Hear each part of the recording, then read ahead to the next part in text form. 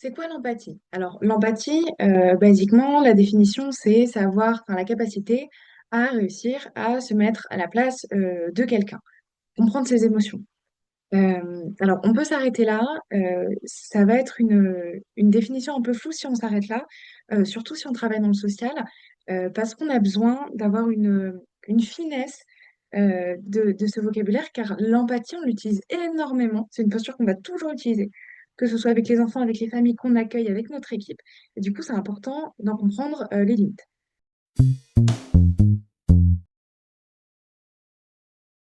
Alors, je vais commencer par définir l'empathie en vous parlant d'autres termes.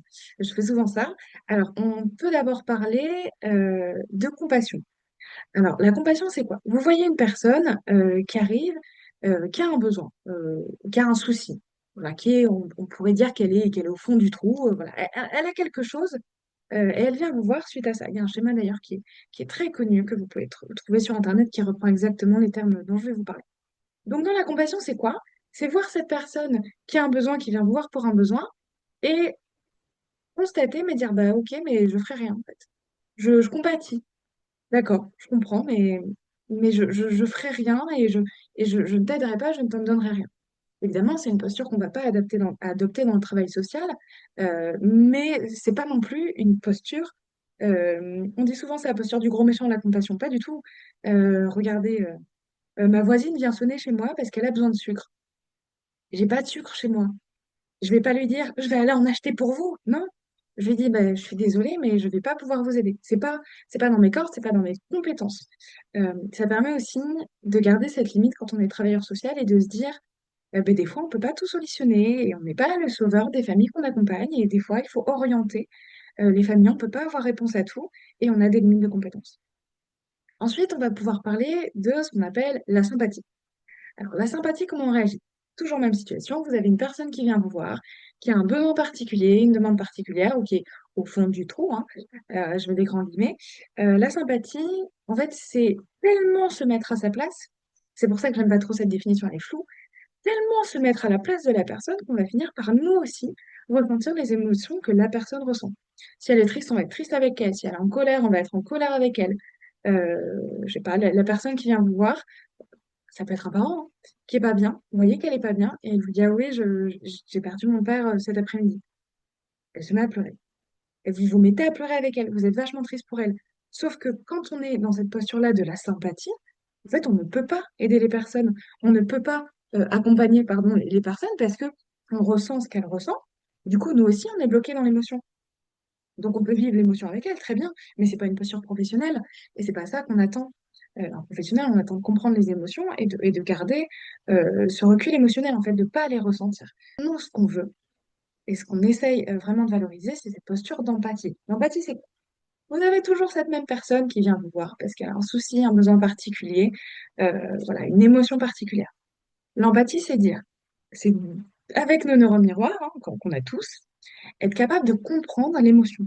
Si la personne est en colère et elle est triste, je comprends. Par exemple, la personne là, qui a perdu son papa, je comprends qu'elle soit triste. Enfin, je veux dire, je suis capable de réfléchir et de voir sa tristesse et comprendre qu'elle puisse ressentir ça et comprendre son émotion. Le papa, la maman qui est en colère parce que son enfant s'est fait mordre, je comprends sa colère. Évidemment que c'est normal, il a peur pour son enfant, c'est normal qu'il soit en colère. Sauf que je ne la ressens pas. Moi, j'ai pas d'émotion de colère. Je comprends la colère de l'autre, la tristesse de l'autre, mais je la ressens pas. Ce qui fait que vu que je la ressens pas, je peux garder ce recul nécessaire pour proposer des choses, bien sûr dans le cadre du travail, dans la limite de mes compétences et de ce que je peux faire, pour essayer d'accompagner cette personne, cet ami, cet enfant. Donc, si la personne est au fond du trou hein, dans mon schéma, je vais pouvoir proposer des échelles, des cordes, etc. Euh, je vais un petit peu plus loin. Donc, l'empathie, c'est vraiment ça. Se mettre à la place de la personne sans ressentir les émotions pour avoir suffisamment de recul pour pouvoir l'accompagner. Mais faites attention, du coup, dans l'empathie, et nous, notre boulot de travailleur social, c'est de donner des cordes et des échelles. Là, par exemple, la personne qui est en colère, bah, avant tout, je comprends vos émotions. Et puis voilà, qu'est-ce qu'on peut faire? Comment on peut s'organiser ensemble? La maman qui pleure, là, dans mon exemple, parce que son papa est décédé, bah, est-ce que vous avez besoin d'un petit peu de temps? Est-ce que vous avez besoin d'être accompagné aussi sur comment dire à votre enfant? On peut en discuter, vous voyez?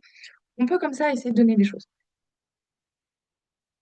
On donne un côté de l'échelle ou de la corde, d'accord? Gardez en tête que la personne en face, elle reste responsable de l'apprendre ou pas. Elle a le droit de pas l'apprendre. En fait, on propose des choses et si c'est pas dans nos compétences, eh ben, il faut orienter.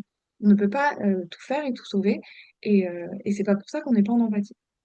Je comprends, monsieur, que vous soyez en colère, que vous soyez triste, etc. Mais selon la situation, là, en fait, moi, je ne peux rien faire à mon niveau. Je vous invite, voilà, à aller voir tel ou tel professionnel qui sera mieux qualifié que moi euh, et ne pas, voilà, donner des conseils où on part je ne sais où qui ne sont plus dans nos compétences. C'est vraiment hyper important aussi de respecter ça.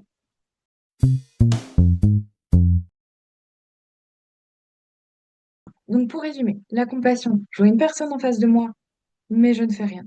Je n'agis absolument pas, je ne change pas la situation. La sympathie, je vois une personne en face de moi qui a une émotion, je vais me mettre à tellement être avec elle que je vais ressentir les émotions, mais du coup, j'ai plus le recul pour agir. L'empathie, la personne vient en face de moi avec un besoin, une émotion particulière. Je sais comprendre son émotion, je sais l'identifier, la reconnaître, mais je ne la ressens pas dans mon corps, ce qui fait que j'ai le recul nécessaire pour pouvoir l'accompagner au mieux.